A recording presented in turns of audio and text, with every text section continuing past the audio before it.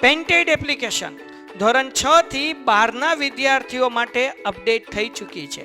આ એપ્લિકેશનમાં શું છે? બધા જ વિષયના વિડીયોઝ છે. ગુજરાતની બેસ્ટ ફેકલ્ટી દ્વારા લાઈવ લેક્ચર્સ છે. આઈએમપી પ્રશ્ન છે, ટેસ્ટ સિરીઝ છે અને ગુજરાતના તમામ વિદ્યાર્થીઓ સાથે તમે તમારી કમ્પેરિઝન કરી શકો છો. ગેમિફિકેશન છે અને બીજું ઘણું બધું. તો તમે એપ્લિકેશન ડાઉનલોડ ન કરી હોય તો ડિસ્ક્રિપ્શનમાં લિંક આપી છે. હમણાં જ પ્લે સ્ટોર ઉપર જાઓ અને એપ્લિકેશન ડાઉનલોડ કરો. ઘરે બેઠીને સરસ મજાનું ગુજરાતની જોરદાર ફેકલ્ટી સાથે ભણો, સારા માર્ક્સે પાસ થાઓ. સીજીએસટી અને એસજીએસટી ક્યારે લાગુ પડે? તો કે જ્યારે વેપાર કોઈ એક જ રાજ્યમાં થતો હોય ત્યારે સી અને એસજીએસટી લાગુ પડે. આ સી અને એસજીએસટી જે છે એ કયા દરે મળે? તો કે જે કર મેળા હોય એની 50% રકમ મળે. દાખલા તરીકે જો કુલ કરની રકમ 18 રૂપિયા હોય તો રાજ્ય સરકાર અને કેન્દ્ર સરકાર બંનેને કેટલા રૂપિયા મળશે? તો કે ભાઈ 9 રૂપિયા મળશે. સીજીએસટી અને એસજીએસટી ની રકમ જે છે એ 50% હશે.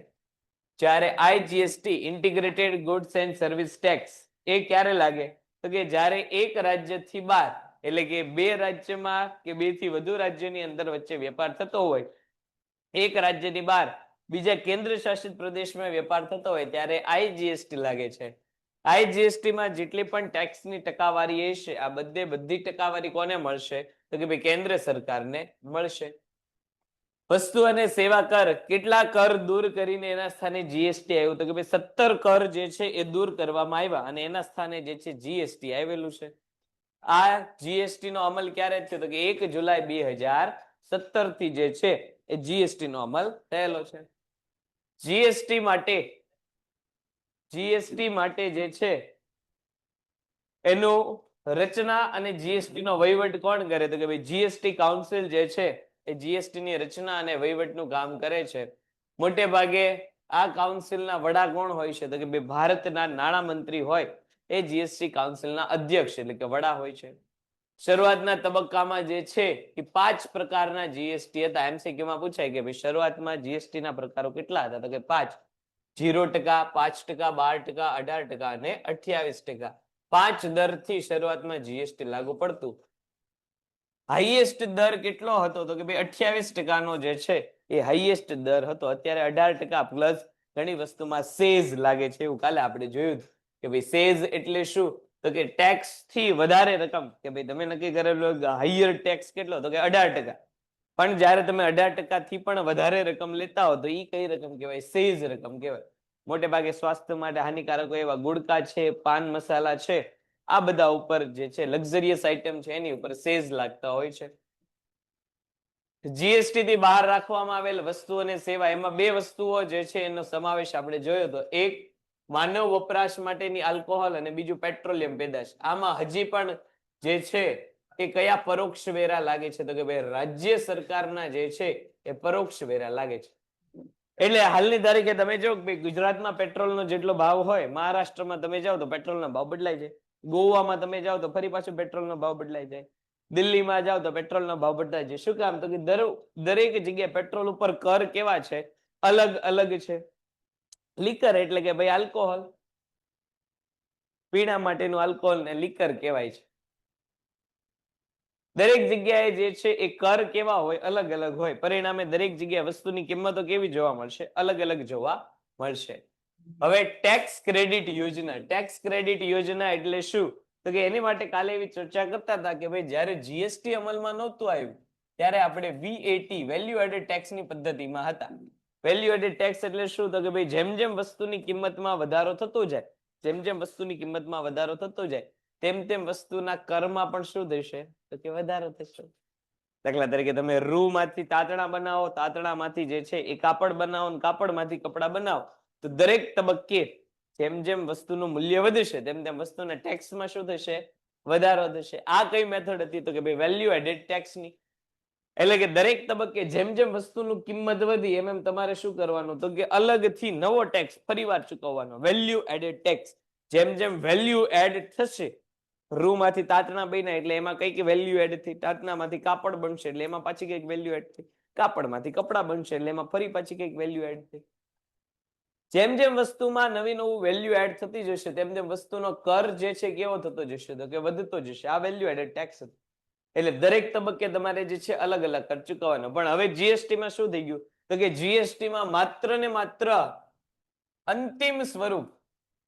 અંતિમ સ્વરૂપની વસ્તુ ઉપર જે છે ટેક્સ ચૂકવવાનો, એટલે કે વેલ્યુ એડેડ ટેક્સ જે છે એ હવે દૂર થઈ ગયો. વસ્તુની કિંમત જેમ જેમ વધે તેમ તેમ અલગ અલગ ટેક્સ ચૂકવવાના નહીં, એક જ વાર ટેક્સ ચૂકવવાનો. એ પણ ક્યારે તો કે છેલ્લે, જ્યારે વસ્તુ સાવ બનીને તૈયાર થઈ જાય ને તમે વેચવા જાઓ ત્યારે છેલ્લે. ક્રેડિટ સિસ્ટમમાં શું હતું તો કે ભાઈ તમે કોઈ એક વસ્તુની પેલા ખરીદી કરો છો અને એની જ વસ્તુનું ખરીદી કર્યા પછી વેચાણ કરો તો એવા સમયે જે વસ્તુની ખરીદી સમયે તમે ટેક્સ ચૂકવો હોય વેચાણ સમયે તમને કેવો મળે તો કે બાદ મળે. એને શું કહેવાય તો કે ટેક્સ ક્રેડિટ યોજના, જેને મજરે, ટેક્સની ભાષામાં મજરે મળવું એવું કહેવાય કે અગાઉ તમે ટેક્સ ભર્યો એટલો ટેક્સ હવે તમારે શું કરવાનો, એ ટેક્સ તમારે શું કરવાનો તો કે હવે તમારે ચૂકવવો પડશે. જો અહીંયા આપણને ઉદાહરણ આપેલું છે કે ભાઈ કોઈ વેપારીએ જે છે એ માલ ખરીદતી વખતે 35,000 રૂપિયા જીએસટી ભર્યો હોય અને એનું જ માલનું વેચાણ કરવા જાય ત્યારે એને ટેક્સ કેટલો ચૂકવવો પડ્યો હોય તો કે 40,000 રૂપિયા. તો હવે શું થઈ છે તો કે એને 40,000 રૂપિયાનો ટેક્સ ભરવાને બદલે અગાઉ ઓલરેડી એને 35,000 નો ટેક્સ ભરેલો છે, એટલે હવે એને માત્ર કેટલા ટેક્સ ભરવાના થાય તો કે 5,000 રૂપિયા. તો આ કિસ્સામાં 35,000 રૂપિયા એને શું કર્યા કહેવાય તો કે ભાઈ મજરે મળ્યા કહેવાય. શું મળ્યા કહેવાય તો કે મજરે. હવે વ્યક્તિ જે છે ટેક્સ કેટલો ભરશે તો કે 40,000, પણ એના ખાતામાં ટેક્સ ક્રેડિટ ફરી પાછી રકમ કેટલી આવી જશે? આ કિસ્સામાં વ્યક્તિ 40,000 ભરશે તો એની ટેક્સની રકમ પાછી કેટલી મળી જશે તો કે 35,000 જે છે એને પરત મળી જશે, કારણ કે 35,000 ઓલરેડી એને ભરેલા છે. હવે એનો ટેક્સ ભરવાનો થતો 40,000 હતો, 35,000 ઓલરેડી ખરીદી સમયે જીએસટી ચૂકવાઈ ગયો છે, હવે એને કેટલા ચૂકવવાના છે 40,000. તો અગાઉ જે ટેક્સ ચૂકવેલો છે આ અગાઉનો ટેક્સ એને કેવો મળી જશે? પરત મળી જશે. ટેક્સ ક્રેડિટ થશે, જેમાં ખાતામાં પૈસા આવે ને આપણે એમ કે ને ભાઈ પૈસા ક્રેડિટ થયા, મજરે મળશે, પરત મળી જશે. આ સિસ્ટમ જીએસટી માં લાગુ પડે છે. ભૂતકાળમાં તમે ટેક્સ ચૂકવેલો હોય તો હવે તમારે જે છે એટલો ટેક્સ કેવો ચૂકવવાનો? ઓછો. ભારતમાં વિવિધ સ્તરની સરકારના જે છે અંદાજપત્ર, ખાસ ફરીવાર આપણને કીધું કે ભાઈ ભારતમાં કઈ શાસન પ્રણાલી ચાલે છે તો કે ભાઈ ત્રિસ્તરીય શાસન પ્રણાલી છે. સૌથી ઉપર કેન્દ્ર છે, એની નીચે રાજ્ય છે ને એની નીચે શું છે તો કે સ્થાનિક સ્વરાજ્યની સરકાર છે. દરેક જગ્યાએ જે છે એ કોઈ પણ સરકાર હોય, કેન્દ્ર હોય, રાજ્ય હોય કે પછી સ્થાનિક સ્વરાજ્યની સરકાર હોય, કોઈ પણ દેશના માલિકો નથી. એટલે એમને ખર્ચ કરવા કે આવક મેળવવા માટે શું કરવું પડશે તો કે ભાઈ પૂર્વ મંજૂરી મેળવવી પડશે. આ પૂર્વ મંજૂરી મેળવવા માટે જે પત્રક તૈયાર કરવામાં આવશે, ભવિષ્યમાં આવક કે ખર્ચ કરવા માટેનું જે પત્રક તૈયાર કરવામાં આવશે એને આપણે શું કહીએ છીએ? અંદાજપત્ર કહીએ છીએ. આ અંદાજપત્ર ક્યાં રજૂ થશે તો કે ભાઈ ભારત સરકાર હોય એટલે કે કેન્દ્ર સરકાર હોય તો કેન્દ્ર સરકારના સંદર્ભમાં આ પત્રક જે છે લોકસભામાં રજૂ થશે. અને પત્રક રજૂ કોણ કરશે તો કે ભાઈ ભારતના નાણામંત્રી છે એ રજૂ કરશે. આપણને એક માર્કમાં પ્રશ્ન પૂછાય કે ભાઈ બજેટનો માસ કે બજેટનો મહિનો કયો ગણાય તો કે ભાઈ બજેટનો મહિનો જે છે એ ફેબ્રુઆરી મહિનો ગણાય. ફેબ્રુઆરીના અંતિમ દિવસોમાં 24, 27, 28 કે 29 આવતા હોય તો 29 આ દિવસોમાં જે છે બજેટ રજૂ થાય. એનું પછી ફેબ્રુઆરી પછી એટલે કે માર્ચ મહિનામાં એના ઉપર ચર્ચા થાય અને ફાઇનલ જે છે એ અમલ ક્યારે થશે બજેટનો? તોલે ખાતું અને મૂડી ખાતું. કેન્દ્ર સરકાર હોય, રાજ્ય સરકાર હોય કે કોઈ પણ સરકાર હોય, સ્થાનિક સ્વરાજ્યની સરકાર હોય, મોટે ભાગે બધામાં આપણને કેટલા ખાતા જોવા મળશે? 2 ખાતા જોવા મળશે. એક હશે મહેસૂલી ખાતું અને બીજું હશે મૂડી ખાતું. મહેસૂલી ખાતા અને મૂડી ખાતાની અંદર જે છે એ 2 વિગતો લખવામાં આવશે. કઈ કઈ? એક બાજુ મહેસૂલી આવક લખેલી હશે અને બીજી બાજુ જે છે મહેસૂલી ખર્ચ લખેલો હશે. મહેસૂલી આવક અને મહેસૂલી ખર્ચ કોને કહેવાય તો કે ભાઈ રોજબરોજ જે ધંધામાં કામ કરો એમાંથી જે આવક મળે બેટા, રોજબરોજ ધંધામાં જે કામ કરીએ એમાંથી જે આવક મળે એને કઈ આવક કહેવાય? મહેસૂલી આવક કર. અને ધંધો ચલાવવા માટે જે રોજબરોજ ખર્ચાઓ કરીએ છીએ આ ખર્ચાઓને કેવા પ્રકારના ખર્ચા કહેવાશે તો કે ભાઈ મહેસૂલી ખર્ચા. તો મહેસૂલી ખર્ચ અને મહેસૂલી આવક કયા ખાતામાં લખાશે? મૂડી ખાતું. મૂડી ખાતામાં પણ મૂડી ખર્ચ અને મૂડી આવક જે છે નોંધવામાં આવશે. મૂડી ખર્ચ એટલે શું તો કે જે ખર્ચા સમયના લાંબા ગાળે કરવા પડતા હોય, અને મૂડી આવક એટલે શું તો કે જે આવક સમયના લાંબા ગાળે મળતી હોય એને આપણે કઈ આવક કહીએ છીએ? મૂડી આવક. તો મૂડી ખાતામાં જે છે એ મૂડી આવક અને મૂડી ખર્ચાઓ દર્શાવેલા હોય છે. મહેસૂલી ખર્ચમાં મહેસૂલી ખાતામાં જે છે અહીંયા આવક એટલે કે જમા બાજુ આવક લખાય છે અને ખર્ચ અહીંયા ઉધાર બાજુ લખાય છે. આપણે કાલે એવી વાત કરી હતી કે ભાઈ તમે જ્યારે અત્યારે હિસાબો લખો છો તેમાં ઓલી બાજુ ઉધાર લખો છો અને આ બાજુ જમા લખો છો. અહીંયા જમા બાજુ આ બાજુ આપેલી છે ને ઉધાર બાજુ આ આપેલી છે. તો એ કયો કોન્સેપ્ટ છે? તો કે ભાઈ દેશી નામા પદ્ધતિ. દેશી નામા પદ્ધતિમાં જમા બાજુ જે છે ઓલી બાજુ અને ઉધાર બાજુ જે છે આ બાજુ હોય. એ રીતે અહીંયા હિસાબો તૈયાર થાય છે. એક માર્ક માટે એવો આપણને પ્રશ્ન પૂછાય કે ભાઈ કેન્દ્ર સરકાર આવકને કેટલા ભાગોમાં વિભાજિત કરે છે? કેન્દ્ર સરકાર જે છે એ મહેસૂલી આવકને કેટલા ભાગમાં વિભાજિત કરે છે? તો કે 2 ભાગમાં. એક કર આવક અને બીજું કર સિવાયની આવક. ખાસ યાદ રાખજો કે મહેસૂલી ખાતાની આવકના ભાગ કેટલા? તો કે 2 ભાગ છે. એક કર આવક, બીજું કર સિવાયની આવક. એવી રીતે ખર્ચના પણ 2 ભાગ છે. બિન આયોજિત ખર્ચ. બિન આયોજિત ખર્ચ એટલે શું? તો કે ભાઈ જેની યોજના ન બનેલી, અગાઉથી નક્કી ન હોય ભાઈ આવો ખર્ચ આવશે, એને બિન આયોજિત ખર્ચ કહેવાય. અને ખર્ચનો બીજો પ્રકાર કયો? તો કે ભાઈ આયોજિત ખર્ચ. એટલે કે એનું યોજના તમને ખબર હોય કે ભાઈ ભવિષ્યમાં આવો ખર્ચો આપણે કરવાનો, એ માટેની યોજના હોય છે. આવકમાં આપણને કીધેલું છે કે ભાઈ કઈ કઈ આવક આવે? તો કે સૌથી પહેલું તો ભાઈ પ્રત્યક્ષ કરવેરા, જે કેન્દ્ર સરકારને કરવેરા મળતા હોય સૌથી મોટી આવક છે. બીજું જીએસટી ની આવક છે. પછી જીએસટી માં સમાવિષ્ટ ન હોય એવા અન્ય પ્રકારના કોઈ કરવેરા હોય તો એ બધા કરની આવકમાં આવે. કર સિવાયની આવકમાં શું આવે? તો કે ભાઈ સરકારે આપેલ ધિરાણ પર મળનાર વ્યાજની આવક. સરકારે કોઈ અન્ય રાજ્ય સરકારને આપેલું હોય કે અન્ય કોઈ કેન્દ્ર સરકારને આપેલું હોય. કાલે એવી વાત કરી હતી કે ભાઈ આ વખતે સરકારે જે છે માલદીવ્સને ધિરાણ આપેલું છે, તો ભાઈ ધિરાણના બદલામાં સરકાર શું મેળવશે? તો કે ભાઈ વ્યાજ આપશે. તો માલદીવ પાસેથી જે આપણને વ્યાજ મળશે કઈ આવક ગણાશે? કર સિવાયની આવક, વ્યાજની આવક. જાહેર ઉદ્યોગના નફામાંથી જે ડિવિડન્ડ મળે, જાહેર ઉદ્યોગ જે છે એમાં સરકારે પોતાની મૂડી રોકાણ કરેલું હોય તો એમાંથી જે નફો મળે એનો ભાગીદાર, એનું માલિક કોણ હોય? તો કે સરકાર હોય. સરકારે કોઈ ખાનગી કંપનીમાં પૈસા રોકેલા હોય એમાંથી જે ડિવિડન્ડ મળે તો એ પણ શું કહેવાય? તો કે ભાઈ સરકારનું જે છે એ આવક ગણાય. હા, ધિરાણ એટલે લોન.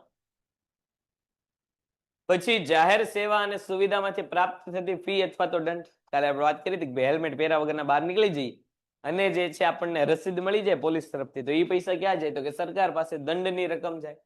વિદેશમાંથી પ્રાપ્ત થતું સહાય અથવા તો અનુદાન.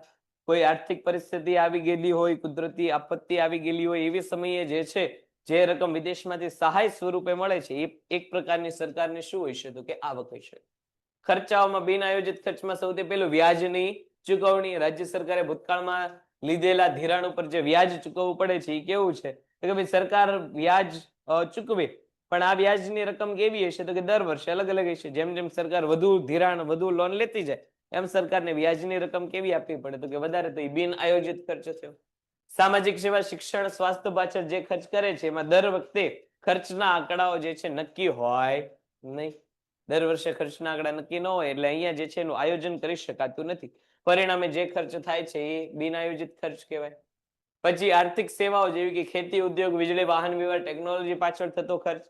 કાલે એ વાત કરી હતી મગફળીના પાકને આજે વખતે નુકસાન થયું તો સરકારે આર્થિક સેવા ખેતીને કેવી આપવી પડી? તો કે વધારે.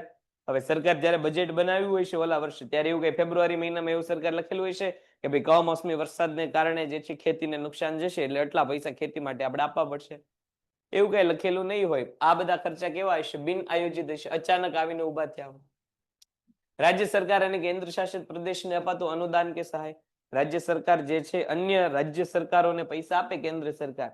દાખલા તરીકે પ્રસારણનો સામાન્ય અર્થ સમજીએ તો પ્રસારણ એટલે શું? તો કે ભાઈ અમલમાં મૂકવું, દેખાડવું. અત્યારે દાખલા તરીકે આ તમારા ઝૂમ જે એપ્લિકેશનમાં જોતા હશો આમાં આપણે શું ચાલે છે? તો કે ભાઈ લાઈવ પ્રસારણ ચાલે છે. પણ તો અહીંયા કઈ પ્રસારણ જોઈ ગયો તો કઈક વાત અલગ છે. બાકી પ્રસારણનો આવો છે કે અહીંયા સૂચના અને પ્રસારણ. સૂચના અને પ્રસારણ એટલે શું? તો કે ભાઈ એક સરકાર હમણાં એમાં કહેવાનું જ હતું કે ભાઈ દાખલા તરીકે ભાઈ સાયબર ફ્રોડ ને લગતા તમે કોઈને ફોન લગાડો એટલે સાયબર ફ્રોડ વાળી જે છે કોલર ટ્યુન વાગે તો એ કઈ ફ્રીમાં સરકારને વગાડવા દેતા હશે? સરકારનું એક જ સિમ છે BSNL, બાકી બધાને સરકાર શું કરે? તો કે આવી કોલર ટ્યુન વગાડવાના પૈસા આપે. તો સૂચના અને પ્રસારણ જે છે એ સંદર્ભમાં થયું. આ ખર્ચો કેવો હોય? તો કે સરકારનો નક્કી હોય કે ભાઈ એડવર્ટાઇઝમેન્ટ માટે દર વર્ષે કેટલા રૂપિયા આપશે? તો કે ભાઈ XYZ રૂપિયા આપશે. અનુદાન કે સહાયની વાત કરતા હતા કે ભાઈ દાખલા તરીકે આજ વખતે પંજાબમાં જે છે એ પંજાબમાં શું થયું કે ભાઈ પૂરની પરિસ્થિતિ આવી ગઈ, તો સરકારે જે છે અંદાજપત્ર બનાવ્યું હોય ત્યારે આ પૂરને ધ્યાનમાં લીધેલું હોય તો કે ન હોય. એવી જ રીતે ઓડિશામાં પૂરની પરિસ્થિતિ થોડા સમય પહેલા આવી હતી. તો આ બધા ખર્ચા કેવા છે તો કે ભાઈ સરકારે નક્કી ન કર્યા હોય એવા છે. પછી આયોજિત ખર્ચા જે નક્કી કરેલા હોય એમાં ખેતી, ઉદ્યોગ, સૂચના પ્રસારણ, ખનિજ, વાહન વ્યવહાર વગેરે વસ્તુ આવે, તથા કેન્દ્ર અને રાજ્ય શાસિત પ્રદેશને અપાતી સહાય. હવે તમે જો આગળ જે છે એ 17 પ્રકારના ટેક્સ નાબૂદ થયા. આ 17 માંથી 10 ટેક્સ તો કોના હતા તો કે ભાઈ જે રકમ રાજ્યને મળતી હતી એવી હતી. પણ અહીંયા તો રાજ્યને મળતા વેરા ઘટી ગયા એટલે રાજ્યને રકમો કેવી મળે છે? ઓછી મળે છે. તો જેટલા પ્રમાણમાં રાજ્ય સરકારોને રકમ ઓછી મળશે, જેટલા પ્રમાણમાં રાજ્ય સરકારની આવક ઘટશે, આ આવક ભરપાઈ કરી આપવાનું કામ કોનું હોય છે તો કે ભાઈ કેન્દ્ર સરકારનું. કારણ કે પેલા કરતા કેન્દ્ર સરકારની આવક વધી છે, રાજ્ય સરકારની આવક પેલા કરતા કેવી થઈ ગઈ છે તો કે ઘટી છે, એટલે સહાય આપવી પડે. પછી આવ્યું તો ભાઈ મૂડી ખાતું. આવકમાં સૌથી પહેલું ઋણ વસૂલી.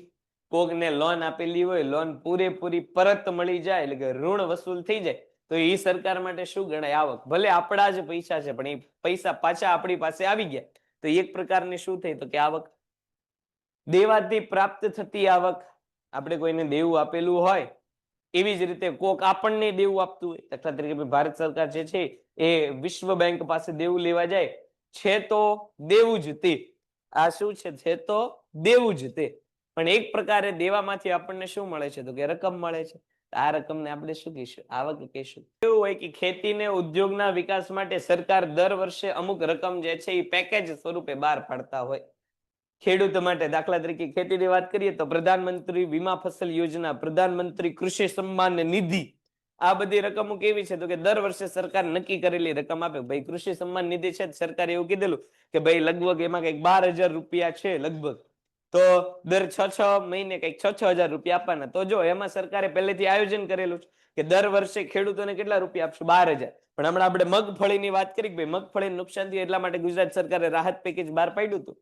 તો એ રાહત પેકેજ બહાર પાડ્યું એવું કઈ સરકારે અંદાજપત્રમાં દર્શાવેલું નહીં હોય.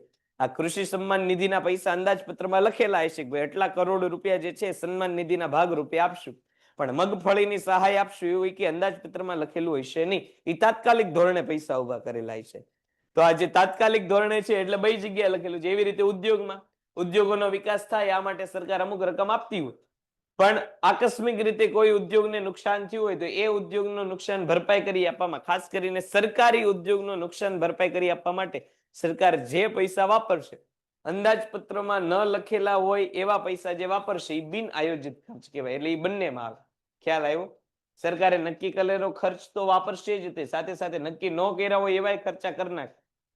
વિમૂડીકરણ એટલે શું તો કે ભાઈ સરકાર જે છે એ પોતાની હસ્તકના ઉદ્યોગની માલિકી શું કરશે તો કે સરકાર જે છે એ પોતાના હસ્તકના ઉદ્યોગની માલિકી જે છે એ ખાનગી ક્ષેત્રને વેચશે.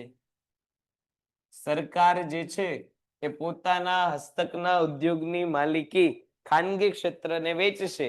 બદલામાં જે રકમ મેળવશે, બદલામાં જે રકમ મેળવશે એને શું કહેશું? વિમૂડીકરણ. દાખલા તરીકે આપણે ખાનગીકરણ, ઉદારીકરણ અને વૈશ્વિકીકરણ ભણતા હતા ત્યારે વિમૂડીકરણ એટલે શું એ આપણે જોયું હતું. આપણે ટાટા કંપની હમણાં જે છે એર ઇન્ડિયા ખરીદી એની વાત કરી હતી કે એર ઇન્ડિયા મૂળતઃ કોની કંપની હતી તો કે ભારત સરકારની કંપની હતી. ભારત સરકારની આ કંપની કોણે ખરીદી લીધી તો કે ટાટાએ.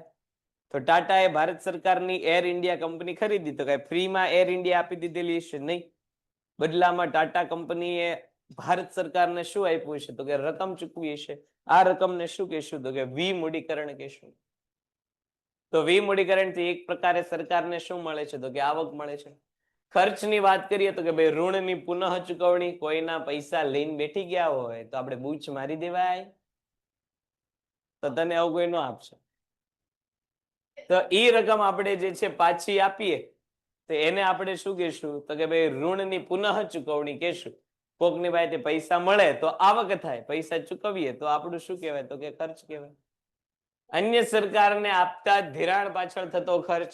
કોઈને પૈસા આપણે ઉછીના આપીએ તો આપણી પાસેથી પૈસા જાય કે આવે? કોકને આપણે લોન આપીએ, ઉછીના પૈસા આપીએ તો આપણી પાસેથી પૈસા જાય કે આવે? જાય તો એક પ્રકારનો શું થઈ ગયો? ખર્ચો થઈ ગયો. અત્યારે પૈસા ગયા તારી પાસેથી અને તારી જેવા કોઈક મળી ગયા હોય તો આપણને મુદ્દલે પાછી ન આપતા હોય તો વ્યાજની ક્યાં આપણે વાત કરવી? એટલે અહીંયા શું થયું તો કે ભાઈ ખર્ચો થયો. સામાજિક અને આર્થિક ક્ષેત્રમાં થતું મૂડી ખર્ચ. સામાજિક અને આર્થિક ક્ષેત્રમાં થતું મૂડી ખર્ચ એટલે શું તો કે ભાઈ સમાજ સુધારણા માટે કે ઇન્ફ્રાસ્ટ્રક્ચરના સુધારા માટે તમે જો કોઈ હેવી ઇન્વેસ્ટમેન્ટ કરતા હો તો એને શું કહેવાય? મૂડી ખર્ચ. ક્ષેત્રે થતો મૂડી ખર્ચ. સંરક્ષણ માટેના અમુક તમે એવા ઇન્સ્ટ્રુમેન્ટ ખરીદ્યો, સાધન ખરીદ્યો, દાખલા તરીકે ભાઈ મોટી વોરશિપ હોય કે હમણાં આપણે જે છે રફેલ ખરીદ્યા, તો આ બધા કેવા ખર્ચા છે? મૂડી ખર્ચા છે. પ્રમાણમાં એનું કદ મોટું હોય અને વારંવાર આવા રફેલ આપણે ખરીદતા નથી.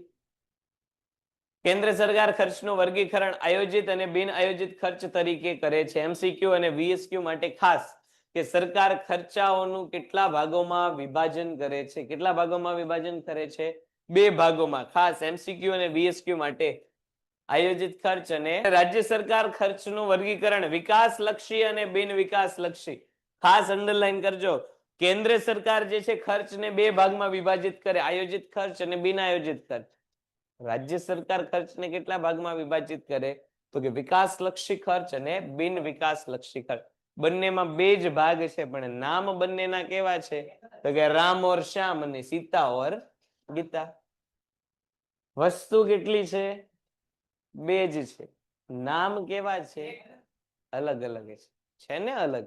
એકમાં શું છે? લક્ષી ખર્ચ એટલે એવો ખર્ચ જેના થકી આર્થિક વિકાસને પ્રોત્સાહન મળે. જો વિકાસલક્ષી ખર્ચ એટલે કેવો ખર્ચ તો કે એવો ખર્ચ જેનાથી આર્થિક વિકાસને જે છે વેગ મળે. દાખલા તરીકે ભાઈ સિંચાઈની સગવડો જે છે એ વિકાસલક્ષી ખર્ચ ગણાય.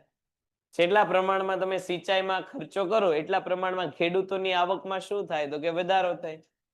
ખેત ઉત્પાદકતામાં શું થાય તો કે વધારો થાય. ખેત ઉત્પાદકતા જેટલી વધે એટલું કૃષિનું વેચાણ શું થાય તો કે વધે. જેટલા પ્રમાણમાં કૃષિ વેચાણ વધે એટલા પ્રમાણમાં કૃષિની આવકમાં શું થાય? વધારો થાય. જેટલા પ્રમાણમાં કૃષિની આવકમાં વધારો થાય એટલા પ્રમાણમાં ખેડૂતો માંગ કેવી કરે? વધારે કરે. જેટલા પ્રમાણમાં ખેડૂતો માંગ વધારે કરે એટલા પ્રમાણમાં નવા ક્ષેત્રમાં મૂડીરોકાણ કેવું આવે? વધારે આવે. જેટલા પ્રમાણમાં નવા ક્ષેત્રમાં મૂડીરોકાણ વધારે આવે એટલા ક્ષેત્રમાં બેરોજગારીનો દર કેવો થઈ જાય તો કે ઘટી જાય. જેટલા પ્રમાણમાં બેરોજગારી ઘટે અને લોકોને રોજગારી મળે એટલા પ્રમાણમાં ફરી લોકોની આવકમાં શું થાય તો કે વધારો થાય. લોકોની આવકમાં ફરી વધારો થાય એટલે ફરીવાર નવી માંગ આવે. ફરીવાર નવી માંગ આવે એટલે ફરીવાર નવું મૂડીરોકાણ આવે. ફરીવાર નવું મૂડીરોકાણ આવે એટલે ફરીવાર બેરોજગારી ઘટે. ફરીવાર રોજગારી વધે ને લોકોની આવક વધે એટલે ફરી માંગ થાય. આમ ચક્ર કેમ રહે તો કે ચાલ્યા રાખે. જો આપણે એવું કીધું કે ભાઈ ખેતીમાં તમારી ખેતીની સગવડો તમે વધારો એટલે ખેડૂતની આવકમાં વધારો થાય. ખેડૂતની આવક વધે એટલે ખેડૂત માંગમાં શું કરશે? વધારો થશે. આ માંગને પહોંચી વળવા માટે શું કરવું પડશે તો કે ભાઈ ઉત્પાદન વધારવું પડશે. ઉત્પાદન વધશે. ઉત્પાદન વધારવા માટે શું કરવું પડશે તો કે ભાઈ નવું મૂડીરોકાણ કરવું પડશે. નવું મૂડીરોકાણ કરશું તો નવા મૂડીરોકાણને કારણે શું થશે તો કે ભાઈ નવી રોજગારી સર્જાશે. નવી રોજગારી સર્જાશે એટલે બેરોજગાર લોકોની આવક વધશે. બેરોજગાર લોકોની આવક વધશે એટલે બેરોજગાર લોકો શું કરશે તો કે માંગ કરશે. આ માંગને પહોંચી વળવા માટે શું કરવું પડશે તો કે ભાઈ ઉત્પાદન કરવું પડશે. ફરી પાછું ઉત્પાદન કરવા ફરી મૂડીરોકાણ, ફરી મૂડીરોકાણથી ફરી રોજગારી, ફરી રોજગારીથી ફરી આવક, ફરી આવકથી ફરી માંગ. ફરીવાર માંગ વધી એટલે ફરી નવું ઉત્પાદન, નવી મૂડીરોકાણ. હવે સમજાણું? આ રીતે જે છે અર્થતંત્રમાં ચક્ર જે છે એ ચાલ્યા. તો આ ખર્ચો કેવો ખર્ચો કહેવાય? વિકાસલક્ષી ખર્ચો કહેવાય. બિન વિકાસલક્ષી ખર્ચો એટલે શું તો કે જે ખર્ચો સીધો વિકાસલક્ષી બાબત પાછળ ન થતો હોય પણ પરોક્ષ રીતે લાંબા ગાળા માટે વિકાસને અસર કરતો હોય એવા ખર્ચને કેવા ખર્ચા કહેવાય તો કે બિન વિકાસલક્ષી. જો બિન વિકાસલક્ષી ખર્ચમાં આપણને કીધેલું છે કે ભાઈ પેન્શનની ચૂકવણી. તો જો પેન્શન તમે કોઈ વ્યક્તિને ચૂકવો, પેન્શન પેલા મળે કોને? પેન્શન મળે કોને? સરકારી કર્મચારી હોય જેને સરકારી નોકરી કરેલી હોય. તું મુંગર, તું મુંગર, મુંગર એ સીધા આમમાં ખબર નથી પડતી એવું છે એટલે આમ મુંગર છે. સરકારી કર્મચારી હોય એ પોતાની નોકરીમાંથી નિવૃત્ત થાય, સરકારી કર્મચારી હોય એ પોતાની નોકરીમાંથી નિવૃત્ત થાય એટલે દર મહિને સરકાર એને શું કરે તો કે અમુક રકમ ચૂકવે. આ રકમને આપણે શું કહીએ છીએ તો કે ભાઈ પેન્શન કહીએ છીએ. સરકારી કર્મચારી નિવૃત્ત થાય અને સરકાર એને દર મહિને જે અમુક રકમ આપશે આ રકમને આપણે શું કહીશું? પેન્શન કહીશું. પેન્ટેડ એપ્લિકેશન ધોરણ 6 થી 12ના વિદ્યાર્થીઓ માટે અપડેટ થઈ ચૂકી છે. આ એપ્લિકેશનમાં શું છે? બધા જ વિષયના વિડીયોઝ છે. ગુજરાતની બેસ્ટ ફેકલ્ટી દ્વારા લાઈવ લેક્ચર્સ છે. આઈએમપી પ્રશ્ન છે, ટેસ્ટ સિરીઝ છે અને ગુજરાતના તમામ વિદ્યાર્થીઓ સાથે તમે તમારી કમ્પેરિઝન કરી શકો છો. ગેમિફિકેશન છે અને બીજું ઘણું બધું. તો તમે એપ્લિકેશન ડાઉનલોડ ન કરી હોય તો ડિસ્ક્રિપ્શનમાં લિંક આપી છે. હમણાં જ પ્લે સ્ટોર ઉપર જાઓ અને એપ્લિકેશન ડાઉનલોડ કરો. ઘરે બેઠીને સરસ મજાનું ગુજરાતની જોરદાર ફેકલ્ટી સાથે ભણો, સારા માર્ક્સે પાસ થાઓ. પાછળ મેં કીધું બાજુમાં આનંદ કોઈ બેઠો ને ત્યાં આમ કરે એવું કોઈ તને નથી દેખાતું ને જે અમને નથી દેખાતું.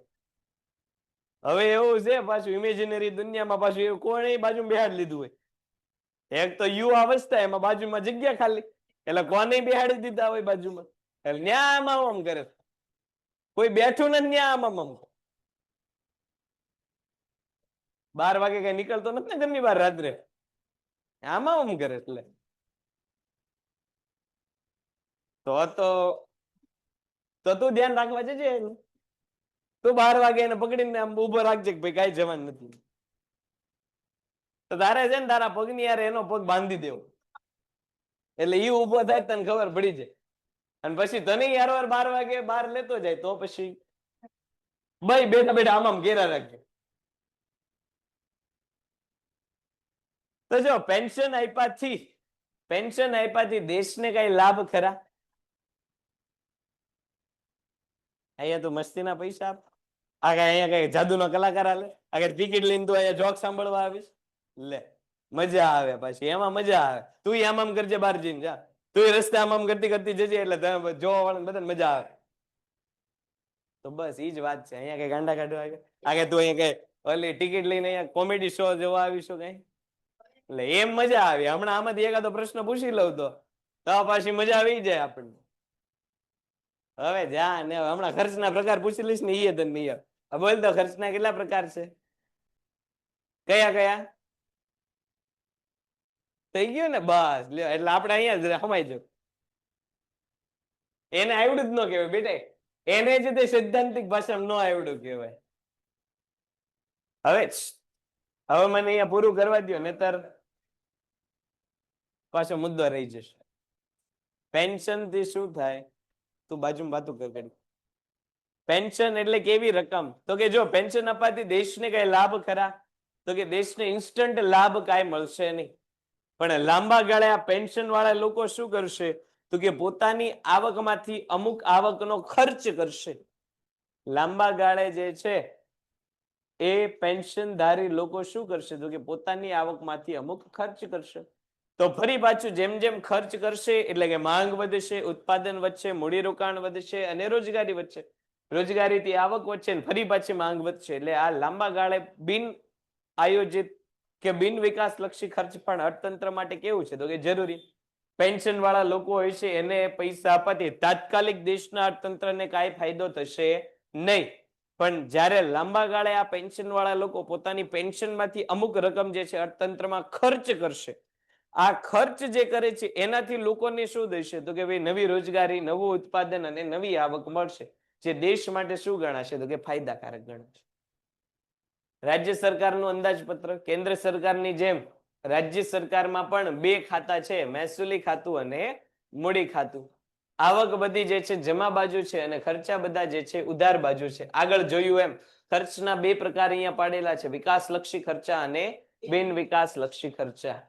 આવકમાં પણ 2 પ્રકારની આવક જે છે એ મળે છે. સૌથી પહેલું તો કઈ આવક તો કે ભાઈ કેન્દ્ર વેરામાંથી જે મળે એટલે કે જીએસટી ની જે રકમ કેન્દ્ર સરકારે વસૂલેલી હોય એમાંથી અમુક રકમ પાછી કોને આપી દે તો કે અમુક રકમ જે છે પાછી રાજ્ય સરકારને આપી દે. તો એ રાજ્યની જે છે આવકનો મુખ્ય ભાગ છે. 1 માર્કના વીએસક્યુ અને એમસીક્યુ માં પૂછાય કે રાજ્યને અપાતો જીએસટી નો ભાગ કોની ભલામણથી નક્કી થાય રાજ્યને અપાતો જીએસટી નો ભાગ કોની ભલામણથી નક્કી થાય? એટલે કયા રાજ્યને જીએસટી માંથી કેટલા રૂપિયા રાજ્યને જીએસટી માંથી કેટલા રૂપિયા આપવા એ કોણ નક્કી કરે? તો કે ભાઈ નાણાં પંચ. દાખલા તરીકે ભાઈ ગુજરાત જેવું રાજ્ય હોય કે જે આર્થિક રીતે વિકસિત હોય તો એમાં જીએસટી માંથી રકમ કેવી મળે? તો કે ઓછી મળે. એટલે અહીંથી સરકાર જીએસટી માં જો 100 રૂપિયા લઈ ગયા હોય તો આપણને આપે કેટલા? તો કે ભાઈ 100 માંથી 10 રૂપિયા અથવા તો 20 રૂપિયા આપે. પણ દાખલા તરીકે ભાઈ સિક્કિમ જેવું રાજ્ય છે, પહાડી રાજ્ય છે, સિક્કિમ જેવા રાજ્યમાં જે છે એ કોઈ આવકના બહુ કઈ ખાસ સ્ત્રોત છે નહીં, તો ત્યાંથી જો સરકારને 100 રૂપિયાની જીએસટી ની આવક થઈ હોય તો સરકાર આપે કેટલા? તો કે ભાઈ 200 રૂપિયા આપે. 100 ની સરકારની આવક થઈ હોય એમાંથી સરકાર પાછા કેટલા રૂપિયા આપી દે? તો કે 200 રૂપિયા. એટલે એની આવક તો પરત આપે. બીજા રાજ્યમાંથી જે કાપકૂપ રકમની કરેલી હશે એ પણ કોને આપશે? તો કે ભાઈ રાજ્યોને આપશે. આ રકમ કેટલી આપવી અને કોને આપવી એ નક્કી કોણ કરશે? પેલું તો કેન્દ્ર સરકારમાંથી ભાગ મળશે. પેલું તો કેન્દ્ર સરકારમાંથી ભાગ મળશે. બીજું શું? તો કે રાજ્યને પોતાને જે વેરા મળશે એ કયા? તો કે ખેતીની આવક ઉપરનો કર જે હાલમાં લેવાતો નથી. ખાસ યાદ રાખજો, આ તમે 12મું ધોરણ પૂરું કરીને કોલેજ સુધી જશો ત્યાં એક જ આવક એવી છે કે જે કઈ છે? ટેક્સ ફ્રી છે. એક જ આવક છે. કઈ છે? Tax free. કઈ આવક? ખેતીની આવક. આપણા દેશમાં ખેતી ઉપર જેટલી આવક મળે છે બધી કેવી છે? ટેક્સ ફ્રી છે. અને એનો સારો કોઈ ઉપયોગ કર્યો હોય તો મહેન્દ્રસિંહ ધોની. તમે જો મહેન્દ્રસિંહ ધોનીને જેટલી રકમ મળે એ બધી જ રકમ ક્યાં લઈને જાય? તો કે રાંચી, પોતાનું જે હોમ સ્ટેટ છે, જ્યાં એનું ઘર છે ત્યાં લઈને જાય. એમાંથી શું કરી દે? તો કે ભાઈ ખેતી માટેની જમીન. એટલે એક પ્રકારે એને શું કર્યું? તો કે જમીનમાં રોકાણ કર્યું. અત્યારે તમને ખબર છે કે ભાઈ જમીનના ભાવ દિન પ્રતિદિન કેવા થશે? તો કે વધશે. હવે મહેન્દ્રસિંહ ધોની અત્યારે જે છે એ ખેતીના કામથી જમીન ખરીદી, એટલે જમીન ખરીદી ઉપર જે ટેક્સ ચૂકવવો પડે એ ધોનીને ખરીદવો પડે નહીં. તમે ને હું જે છે એ ઘર બનાવવા માટે કે બિલ્ડિંગ બનાવવા માટે જો જમીન ખરીદીએ તો આપણે ટેક્સ ચૂકવવો પડે. પણ ધોનીએ શું કામ જમીન ખરીદી? તો કે ભાઈ ખેતી માટે જમીન ખરીદેલી છે. એટલે ખેતીનો સંદર્ભ આવ્યો એટલે એને જમીન ઉપર ટેક્સ. હવે આની આ જો જમીન વેચી દે, મહેન્દ્રસિંહ ધોનીએ જે જમીન ખરીદી છે એની વેચી દે તો વેચાણ ઉપર જે રકમ મળશે એની ઉપર એને ટેક્સ ચૂકવવો પડશે નહીં. શું કામ? તો કે એ ખેતીની જમીન હતી એટલે. હવે ધોની શું કરે છે? તો કે ભાઈ જે એને રકમ મળે છે એમાંથી જમીન ઉપર શું કરે છે? ખેતી કામ કરે છે. શું કરે છે? ઈ ખેતીની જમીન ઉપર શું કરતા હોય? ખેતી જ કરતા હોય. ખેતીની જમીન ઉપર શું કરતા હોય? તો કે ખેતી જ કરતા હોય. એટલે જો અહીંયા એક તો એને જમીન ખરીદ વેચાણમાંથી જે છે એમાંથી એને કરની રાહત મળી. બીજું શું થયું? તો કે ભાઈ જમીન શું? તો કે ભાઈ પોતે જે છે ખેતીનું વસ્તુ બનાવે છે, પોતે ખેતીની વસ્તુ બનાવે છે તો એનો ભાવ કેવો રાખી શકે? તો કે ભાઈ પોતાના બ્રાન્ડને આધારે એ ભાવ વધારે રાખી શકે. દાખલા તરીકે ભાઈ સામાન્ય કોઈ ખેડૂત ઘઉં ઉગાડે અને મહેન્દ્રસિંહ ધોનીના ખેતરમાંથી ઘઉં આવ્યો હોય, બંનેના પ્રાઇસ કેવા હોય? તો કે અલગ અલગ હોય. સામાન્ય ખેડૂતને કોઈ ઓળખતું નથી એટલે એના ખેતરના ઘઉંના ભાવ ઓછા, પણ ઓલામાં એક બ્રાન્ડ નેમ લઈ કે ભાઈ આ ભાવ જે છે એ કોના છે? તો આ ઘઉં જે છે એ કોના છે? તો કે ભાઈ મહેન્દ્રસિંહ ધોનીના જે છે એ ઘઉં છે. બ્રાન્ડ ઇમેજ ઊભી થઈ. એટલે એ શું કરશે? તો કે ખેતીમાંથી જે છે એ આવક કેવી મેળવશે? તો કે વધારે. સામાન્ય લોકો 100 રૂપિયા કિલો ઘઉં વેચતા હોય, એ 500 રૂપિયા કિલો ઘઉં વેચે તો એના 500 રૂપિયા ઘઉં વેચાઈ જાય. એની બ્રાન્ડ વેલ્યુ છે એટલા માટે. એટલે એને જે રકમ મળશે એટલે કે એ વસ્તુ મોંઘી વેચશે એમાંથી જે રકમ મળશે એ રકમ ઉપર એને ટેક્સ ચૂકવવાનો નહીં થાય. શું કામ? તો કે એ કઈ આવક થઈ ગઈ? ખેતીની આવક. હમણાં થોડા સમય પહેલા તમે ઇન્સ્ટાગ્રામમાં જોયું હોય તો હોલીવુડની કોઈક અભિનેત્રી છે, નામ ભૂલી ગયો, કે હોલીવુડની અભિનેત્રી સાબુ બનાવવાની. સાબુની સ્પેશિયાલિટી શું? તો કે હિરોઈન જે પાણીથી નાહીથી ઈ જ પાણીના ઈ સાબુ હતા. આ એની સ્પેશિયાલિટી. 50 કે 100 સાબુ બન્યા અને રેકોર્ડ બ્રેક બધા વેચાઈ. અને જે રકમ નક્કી કરેલી હતી સામાન્ય સાબુ કરતા એ સાબુની કિંમત કેવી રાખી હતી? તો કે હિરોઈનની બ્રાન્ડ વેલ્યુ હતી એટલે વધારે રાખી. તો ઊંચા ભાવ આપીને ખરીદવા વાળા લોકો ઈ સાબુ ખરીદી લી. આ બ્રાન્ડ વેલ્યુ થઈ. તો તમે જુઓ કે એક પોતાના નાયેલા પાણીથી સાબુ, પોતાના નાયેલા પાણીથી સાબુ બનાવી એ પાછા વેચી દીધા અને જેટલા બનાવ્યા તે બધા પાછા વેચાઈ ગયા. તો એનો અર્થ કે એવા લોકો એને પૂછ્યું કે તે પૂછ્યું? મને તો એવું લાગ્યું કે તે પૂછ્યું, એ તો કઈ બોલ્યો જ નથી. તારે ખરીદવા લાગે. હવે તારે અઠવાડિયામાં એકવાર નાવું, તારે ને સાબુન શું લાગે મને? મહિનામાં મહિનો રાખ જે છે જમીન મહેસૂલ, સ્ટેમ્પ ડ્યુટી. હવે જો આ બધી જે રકમો એવી છે કે જેના બદલામાં હવે શું મળે છે તો કે જીએસટી મળે છે.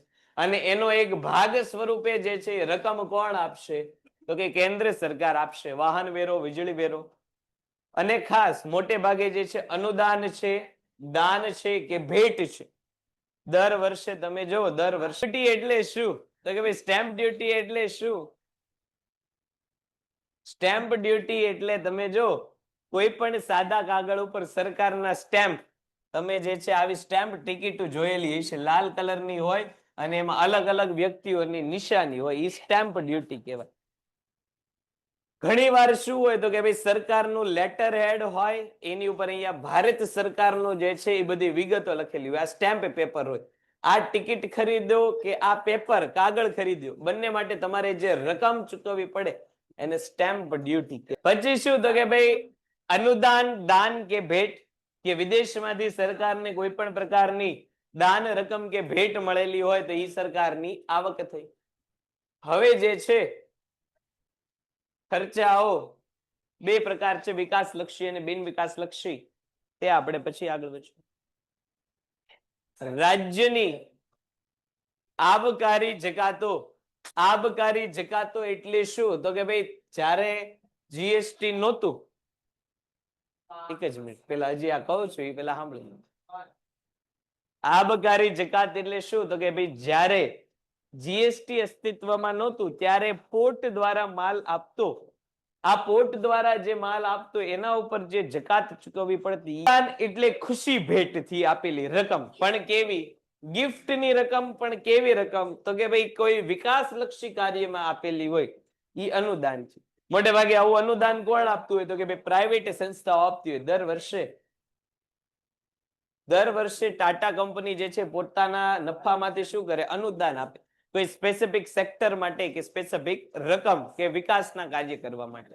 પેન્ટેડ એપ્લિકેશન ધોરણ 6 થી 12ના વિદ્યાર્થીઓ માટે અપડેટ થઈ ચૂકી છે. આ એપ્લિકેશનમાં શું છે? બધા જ વિષયના વિડીયોઝ છે. ગુજરાતની બેસ્ટ ફેકલ્ટી દ્વારા લાઈવ લેક્ચર્સ છે. આઈએમપી પ્રશ્ન છે, ટેસ્ટ સિરીઝ છે અને ગુજરાતના તમામ વિદ્યાર્થીઓ સાથે તમે તમારી કમ્પેરિઝન કરી શકો છો. ગેમિફિકેશન છે અને બીજું ઘણું બધું. તો તમે એપ્લિકેશન ડાઉનલોડ ન કરી હોય તો ડિસ્ક્રિપ્શનમાં લિંક આપી છે, હમણાં જ પ્લે સ્ટોર ઉપર જાઓ અને એપ્લિકેશન ડાઉનલોડ કરો. ઘરે બેઠીને સરસ મજાનું ગુજરાતની જોરદાર ફેકલ્ટી સાથે ભણો, સારા માર્ક્સે પાસ થાઓ.